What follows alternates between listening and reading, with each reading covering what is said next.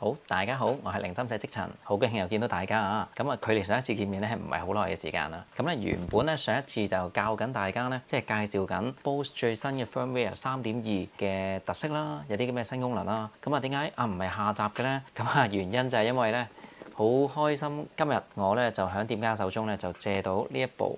我都幾期待嘅，因為咧今次終於有一個新模具，唔係一樣嘅外形，有啲嘅新設計嘅呢一部 Look 5啊。咁今日咧就會有開箱，咁咧另外咧響外觀介紹之後就會有呢一個規格嘅分析表。就住規格嘅分析表咧，咁就會有少少特別嘅，比起之前嘅 Nook Air 2同埋 Max Lumi 2係乜嘢咧？就係因為咧今代喺10.3寸呢個型號啦，我真係想講文石係分咗國內同埋海外限定嘅一啲型號。好，咁嘅規格分析表咧，我會做3回嘅比較嘅。第一回咧就係 Look 5同埋上一代 Look 3喺嗰個規格上嘅分析有一個嘅比較。第二回咧就係 Look 5同埋咧同樣係今代新型號10.3寸嘅 Nook Air 2啊，二者有啲咩嘅分別？第三回咧就係將國內限定嘅 Look X 同埋 Look 5 Plus 同埋咧係海外限定嘅呢一部 Look 5咧有一個並列嘅分析，俾大家咧有一個了解。希望咧可以從中決定到，假設你而家咧係需要10.3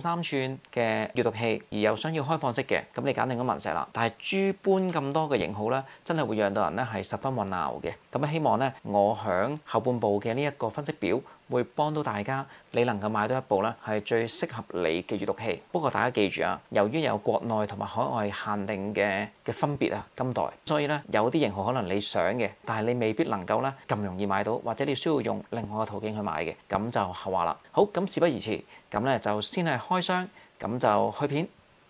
大家眼前咧就會見到 Nook 5嘅盒啊！呢一部 Nook 5咧係今次文石發布嘅新型號當中，我最期待嘅，喺海外嘅4個新型號。嗱咁咧，亦都老實講有少少審美疲勞啊，因為其實基本上咧設計上冇變過，咁所以今次開箱咧我都會盡量簡潔啲，我諗會比較聚焦向真身嘅介紹嗰度。一樣嘅黑色主色，同樣嘅口號，另外咧外形嘅蝕刻，咁呢一度咧我唔使講啦。咁啊後邊咁同樣啦，各國嘅文字介紹啊，咁特別睇到我呢度 Look 5係 International 嘅，係海外限定。咁另外咧呢度一系列咧今代嘅特色，好，咁事不宜遲啦，咁啊褪出嚟啦。同樣嘅黑盒，好 Look 5嘅真身，其實應該有膠套嘅，不過店家咧佢借俾我之前咧都已經係其實開咗箱去擺翻入去，咁所以呢度咧就冇咗嗰個膠套。嗱，真身稍後再介紹。好熟悉嘅兩盒，一個係順豐，一個咧就係不同線。咁其實配件係一樣嘅，咁呢度我哋快去。好，順豐呢一邊照舊係保修卡同埋快速說明書。嗱咁咧，另外盒咧就照舊有一支 Pen Plus 同埋咧有一個 Type C 嘅充電線。盒入邊嘅嘢咧就係咁多啦。咁同之前 Nook Air 同埋Max Lumi 2嘅開箱咧，入邊嘅配件基本上係一樣嘅。好，大家眼前咧就會見到 Nook 5嘅真身。咁今次咧係一個全新設計嘅模具，比起上兩代 Nook 2同埋 Nook 3咧都好唔同。就等我咧係帶大家去了解一下啦，入邊模具嘅唔同，同埋有啲乜嘢咧設計嘅細節。好嗱，正面咧 Look 5係用咗一塊元泰科技嘅柔性屏，最大嘅其中一個分別就係大家會見到眼前好搶眼嘅橙色嘅 logo 喺呢度。咁咧喺過去兩代咧喺個 logo 嘅下低會有一個實體鍵嘅，咁今代咧實體鍵係取消咗。好嗱，另外咧要大家咧俾多少少壓力睇一睇，今次係出廠已經咧係幫你貼好咗呢一個嘅保護貼，你唔需要咧再花功夫去處理，亦都咧係有提升呢個書寫嘅效果嘅，按官方嘅所稱。咁啊，所以咧你睇翻四邊嘅時候，你見到咧係已經貼咗膜噶啦，千祈唔好撕啊！撕爛咗嘅話咧，咁會唔會對個屏幕有損？真係好難講啊嚇！亦都因為咧事先已經貼好咗呢一塊膜，咁所以咧你摸上手，你會感覺到咧表面係有少少凸起嘅，咁就係因為嗰個膜嘅嗰個厚度。如果唔係嘅話咧，就應該係貼服嘅。咁另外咧喺側邊嗰度咧，你會感受到今代最大嘅唔同咧，就係轉咗做呢一個鋁合金嘅機身。咁咧你摸側邊嘅時候咧，你會感覺係圓滑嘅，同埋咧係有一啲嘅弧度，所以咧係唔會解手嘅。嗱，喺側邊摸到咧呢一個鋁合金嘅機身，但係去到後邊咧又會有啲唔同。今次咧就用咗一個咧官方所講嘅普魯士藍嘅配色，配合咧呢一啲 logo 同埋標誌咧係橙色咧，咁都有一個好搶眼嘅效果。另外咧呢一個後蓋摸落係相當滑手嘅，好順滑。因為呢一度咧就係官方去話係用咗一個玻璃嘅背蓋。所以咧摸落去咧呢一度咧其實就唔係金屬嚟嘅，係喺嗰個鋁合金嘅機身之上再加多一個咧玻璃嘅背蓋。好，所以咧如果我哋而家放近睇，你見到喺鋁合金嘅呢個邊框，跟住呢一度咧其實就有一個玻璃嘅背蓋喺度，所以咧呢一度咧就唔係一體成型嘅。咁呢一點咧就同上一代嘅機身就唔同啦。因為咧你睇下嗱，而家我手頭上呢本 Note 2咧，你會見到後蓋同埋個側邊呢一度咧，其實一體成型咧冇分到咁樣兩層嘅，但係今次 Note 5咧就會有呢一個嘅分別。而呢一個咧就係今代其中一個最唔同嘅，就係一個5.8mm 嘅厚度。咁摸上手咧，比起上一代咧，確實係纖薄咗嘅。配合呢一個鋁合金嘅機身加玻璃後蓋咧，個感覺就好硬淨。不過摸上手有啲滑啊，真係好順滑呢一個玻璃後蓋。咁所以咧要小心，如果唔係咧滑出去嘅話，冇任何保護嘅話咧，咁就凶多吉少啦。等我哋咧睇睇四邊，咁上方呢一度咧係 reset 窿嚟嘅，跟住咧呢一度就係一個幾大嘅唔同。power 掣嘅位呢一度咧，大家會見到係一個粒位平咗，咁樣用手指公撳嘅話咧就會好順手嘅。因為咧今代呢個 power 掣咧就兼具埋呢一個指紋認證功能嘅，咁所以呢一度咧佢有一個特別嘅設計，順翻嗰個手型。右手邊咧冇任何嘅按鍵，不過喺中間呢個位咧就會見到一個好隱蔽嘅磁石標記，咁就俾你咧可以係磁吸嘅，冇錯啦。今代其中一個咧新嘅進步就係咧可以將支筆咧係磁吸上去。好，咁如果對準嘅話咧，咁個磁力咧我自己覺得咧就比 Note Air 2實淨啲嘅，咁咧我要稍出啲力咧先至可以掹走佢。但係如果你咁上下喐嘅話咧，佢一移位咧就比較容易鬆嘅，因為咧始終咧佢嗰個邊框呢一度咧係有一個弧度啊，佢唔係一個咧係平面啊。就算呢度加咗一粒磁石都好，咁咧始終咧都會冇咁緊。比起 Nova Air 嘅嗰個磁力咧係有差距嘅。左手邊冇任何嘅按鍵。好，咁咧下方呢度咧，大家一眼已經見到係雙喇叭，咁一個 Type C 頭收音咪。Max Lumi 2咧佢就將嗰個雙喇叭咧放喺後邊嘅，咁今次呢度有一個完整嘅玻璃背角，佢哋冇咁處理，咁咧喺下方呢一度。好，咁基本上外觀嘅介紹咧就大約到呢一度。新嘅模具比起 Note 2、Note 3咧感覺高貴咗，摸落去順滑咗，邊框更加具質感。另外變咗係雙喇叭，另外薄咗。揸上手嘅時候咧，個感覺咧，我覺得係未至於話好大差距，但係感覺確實有提升。不過遺憾嘅係面頭嘅實體鍵冇咗，因為呢一個咧響上兩代咧，其實撳呢一個實體鍵，除咗有指紋認證嘅功能之外咧，有一個實體嘅上一頁。咁另外咧呢個 power 掣咧係好撳咗，因為咧上兩代咧嗰個 power 掣係好細粒，撳落去個感覺就麻麻地嘅。咁今代呢一個咧就好撳咗嘅。好，另外就係呢一個磁吸。好啦，咁所以咧就住今代 Note 5外觀嘅介紹，呢一個新模具，咁啊俾大家咧有一個概念可以了解一下。官方今次咧係標榜換咗材質，佢係輕咗薄咗。嗱，薄咗又真嘅，係咪輕咗咧？我哋睇一睇。咦，有啲意外喎！大家見到啊，係401克，比官方標榜嘅其實重咗16克喎。因為官方咧顯示嘅係385克。嗱，相同嘅情況喺 Note Air 2都出現喎。因為 Note Air 2咧官方標榜係420克，大家仲記得睇翻我開箱嗰段片咧係435克，係重咗10幾克嘅喎。其實都唔輕喎。比起上一代，唔怪之我攞上手個感覺好似重咗少少啊！測試埋如果俾埋支筆貼埋喺度嘅話咧，係幾重啊？好嗱，支筆係14克嘅，即係筆連機415克，比上一代重啊！咁啊，都俾大家一個概念啊。點解兩部新型號都係比佢宣稱嘅重10幾克嘅咧？10幾克係一個唔少嘅重量啊！咁唔知文石嗰邊會唔會有一個嘅説法啊？嚇，但係都俾大家了解嗰個嘅情況。好嗱，箱又開完啦，外觀介紹咧又詳細都講解完啦，係咪就去分析嘅部分咧？未住，今次咧同上兩次嘅開箱片咧，終於有少少唔同啦，因為今次咧店家佢俾埋呢兩樣嘢我，就係咧今代 Note 嘅原裝內膽包同埋嗰個保護套，讓我咧俾大家睇一睇呢一啲嘅配件啊嚇。呢一個咧就係今代嘅原裝保護套，面頭呢度咧係有啲坑紋嘅，咁另外呢一度咧就係唔同嘅質感，右下角咧就有 Bose 嘅嗰個品牌名。入邊咧就係橙色啊，都幾搶眼嘅色調啊。咁後邊咧同表面係一樣啊。我想知道佢點樣磁吸咧？就咁睇，因為咧佢同 Nova Air 咧佢哋嗰個系列唔同。Nova Air 咧就會喺呢個位置有3點嘅磁石，可以俾你做磁吸保護套嘅。呢一個咧，佢隱藏咗磁石咧喺呢個位置，咁所以佢做到一個咧喚醒嘅功能嘅。因為咧我冚埋之後，呢一度開咧係會感覺到有個磁力喺呢一度嘅。咁所以咧會有一個智慧喚醒嘅功能啊！你見到我而家咧想嘗試打開咧，呢一度係我都要用啲力先至打開嘅。好，我啱啱研究咗一陣咧，究竟佢今次呢個磁吸保護套嘅運作係點樣嘅咧？咁咧喺呢個背面，首先咧佢有一啲咧係防滑，摸上去咧係絕嘅材質嚟嘅。咁跟住咧響左手邊下方同埋右手邊咧呢一度咧係隱藏咗個磁石。上面唔知點解係冇嘅。咁咧呢三邊咧有磁石，咁咧就要對應翻咧係部機嘅左邊、下邊同埋右邊呢個位置咧，咁咧佢就會咁樣擺落去咧，就會黐實咗噶啦。咁係幾實淨嘅。而另外咧，喺呢一度呢個位置咧，亦都有磁石嘅。咁所以咧吸落去對應翻呢一度咧，就做到嗰個 smart cover 嘅效果。咁今次呢個磁石咧，比想象中強喎嗰個力量。好嗱，俾大家咧睇一睇個磁力啊！而家咧我隻手就冇掂到部機，咁咧已經係貼咗喺嗰個保護套入邊。咁我試下咁樣揈嗱，我都叫做用一啲力㗎，見到，但係咧都幾穩陣。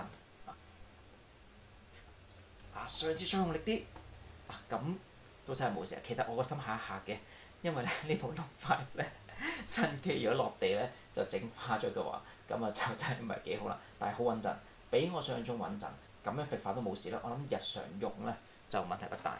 好嗱，假如咧我哋用咗呢個保護套，咁呢支磁吸筆咧可以繼續咁樣吸落去嘅，成個效果就會咁樣啦。用咗保護套之後咧，喐支筆咧，但之前咧凌空咁喐咧，佢好容易跌。而家咁樣夾住咗咧，反而就冇咁容易鬆喎。嗱，咁成個狀態就會係咁樣。俾大家知一知咧，用咗呢個保護套，咁啊會幾重咧？睇睇啦。嗱，好坦白講啊，呢個保護套咧，我摸上手，我已經覺得算係輕量噶啦。但係大家會見到啊，咁其實呢個保護套咧，大約就接近190克重。咁咧，如果連埋支磁吸筆吸埋嘅話咧，咁就過600克啦。咁都係一個真係唔細嘅負擔啊，1斤重啊，呢個真係。咁俾大家都有個概念啊。好，跟住大家眼前咧係10.3寸 Bose 嘅原裝內膽包。咁你見到佢嘅品牌名。咁佢哋寫住啊 ，design by 按佢哋自家設計嘅呢一面嘅嗰個材質咧，就係早2代啊，例如呢一部係 pop free 嘅嗱，你見到同樣係一個好似咧係 Toma 嘅感覺。實際佢係乜嘢咧？我都唔係好肯定啊。咁跟住咧呢一個位咧有磁石貼力嘅係皮嚟嘅，我估計係人造皮。跟住咧係成個背面啊都係呢一個皮質。咁咧就係呢兩種材質咧一面一底咧，咁就縫合咗。呢個內膽包咧，你見到。其實都比較窄嘅，咁而家試一試咧，將嗰部 Note 5咧塞入去。好嗱，要用少少力啊，真係有啲窄喎。哎呀，幾用力先塞到入去啊！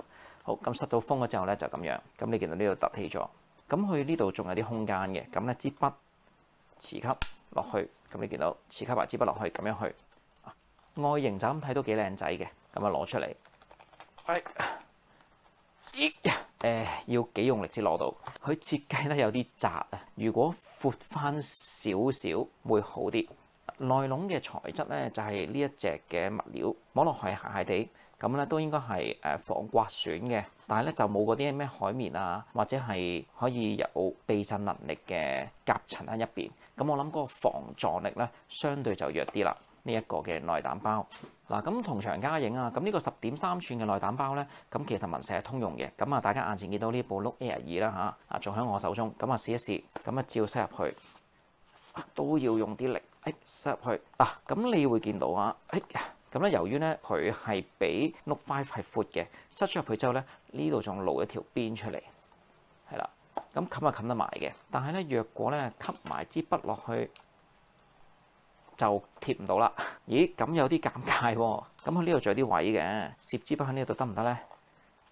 咁樣就得啦。不過好似有違佢磁吸嘅原意，但係起碼塞得落個內膽包入邊，咁都同場加映俾你知道啊。呢一個原裝內膽包，如果係Note Air 2咧，吸埋支筆就閂唔到個蓋嗰個口嘅，俾你知道啊。呢個原裝內膽包質感感覺唔錯，不過唔知呢啲咧係人造皮襟唔襟磨，特別係擺落書包冚到嘅呢啲角咧，會唔會好容易甩皮咧？因為之前 Nova Air 嘅嗰個磁吸保護套嗰個皮質咧就比較容易刮爛，咁呢一隻皮咧就唔知道，咁啊真係要用一期先知啦。另外就係佢入邊嘅空間，雖然話10.3寸佢呢度寫住咧係 Note Series 嘅，即係嗰個適用，但係 Note Air 2咧塞咗入去咧就唔能夠擺埋支筆去磁吸去冚蓋。Note 5就可以嘅，不過咧由於比較緊個空間，塞落去真係要比較用力，俾大家知道咁嘅情況啊。好，咁所以關於原裝保護套同埋呢個原裝內膽包介紹咧就到呢一度。保護套我覺得係有驚喜，磁吸好好，內膽包就窄得滯，但係摸上手我覺得都幾有質感，攞出嚟咧係唔失禮嘅。咁所以咧俾大家都知道有個概念啊。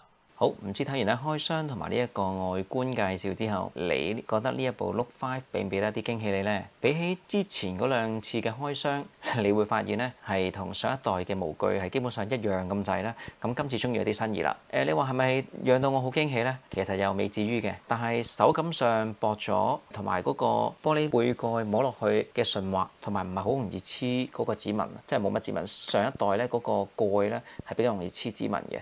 比較容易黐油，咁呢一代咧用咗玻璃就冇咗呢個問題，兼且出廠已經咧貼好個膜，提升嗰個寫感咧。我諗呢幾點都係一啲優勝嘅地方嚟嘅，質感上係真係提升咗嘅。呢啲係從外觀上去睇。好啦，先同大家進行咧第一回嘅規格分析，咁就係咧 Note 3同埋Note 5我呢部 Note 2嚟嘅，不過做個樣，因為咧 Note 2同埋 3咧基本上係一樣嘅。大家而家嘅另一邊咧應該會見到二者嘅規格表，咁你會見到咧兩者黃色就係優勝嘅地方嗱，咁咧大家首先可能會見到第一樣就係咧，原來唔係 Note 5咧贏晒嘅喎，對比起上一代嗱，咁首先優勝嘅地方就係咧，又係冇得講啊，即係今代嘅更新咧，最大嘅提升，我覺得最讓到人喺嗰個使用上會有感地提升咧，就係 CPU 轉成662，喺個運算力上嘅提升咧，真係會提升到你嗰個使用體驗嘅，而 RAM 同 ROM 咧同樣係兩者一樣4+64，咁冇分別嘅，連 RAM 同 ROM 嘅規格亦都一樣。而另外咧 Note 5咧有一個優勝嘅地方就係佢嗰支磁吸筆可以貼響側邊呢一度。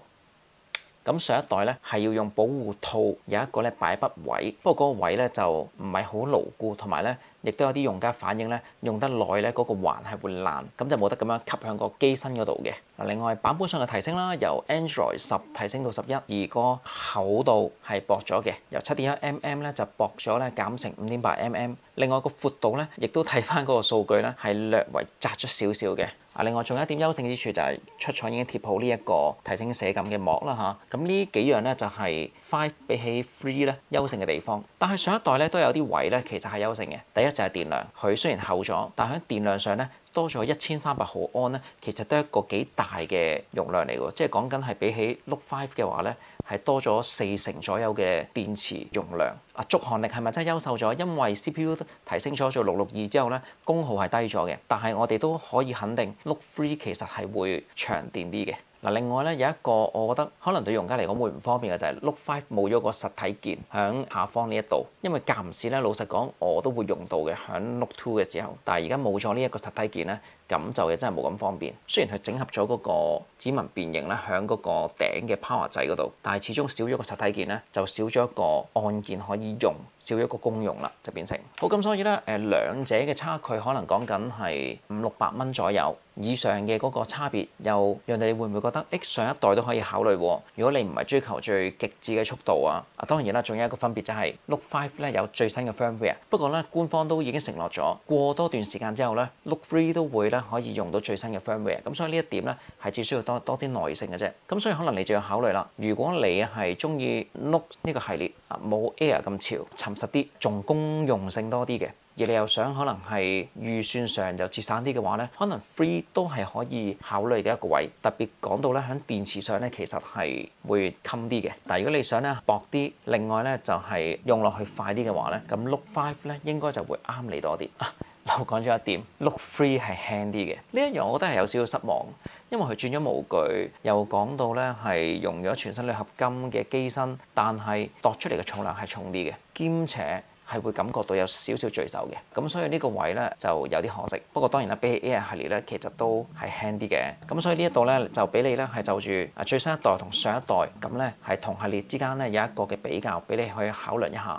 好嗱，第二回嘅比較咧，就會係今代同樣係新型號嘅 Note Air 2同埋 Note 5嘅比較。上一代咧 Note Air 同埋 Note 3咧，喺硬件上嘅差距就會大啲嘅，會加埋喺 RAM 同 ROM 嗰度咧都會有分別。但係今代好坦白講，如果單單從硬件規格上咧，二者嘅差別咧會係縮窄咗嘅，因為咧今代咧 Air 同埋呢一個5咧，同樣都係4+64，同樣嘅 CPU，同樣嘅 RAM 同 ROM。咁佢哋咧喺硬件上最大嘅差異，亦都係咧就會係喺屏幕方面。Note 5咧係用呢個柔性屏，而 Air 咧係用玻璃面板。咁咧如果你一路有睇開我介紹，都會知道，咁柔性屏咧係元泰科技當中咧現階段啊最高級嘅，亦都係會比較冇咁容易裂，叫做穩陣啲嘅一個選擇。所以高階嘅機咧都會用柔性屏。咁呢個係兩者價錢之間個差異咧最大嘅分別。另外咧5就多咗一個指紋認證，不過我諗唔係個個人咧會用得着，起碼就算我啦，我用咗呢一段期間咧，文石嘅閲讀器，我用 Note 2有指紋認證，但係其實老實講我冇用過，因為部機基本上都跟我身，兼且都係我自己用，又唔會有俾其他人用，咁就未必需要有呢一個指紋認證。所以有係咪代表勁啲吸引啲咧？又睇下你真係冇呢方面嘅需要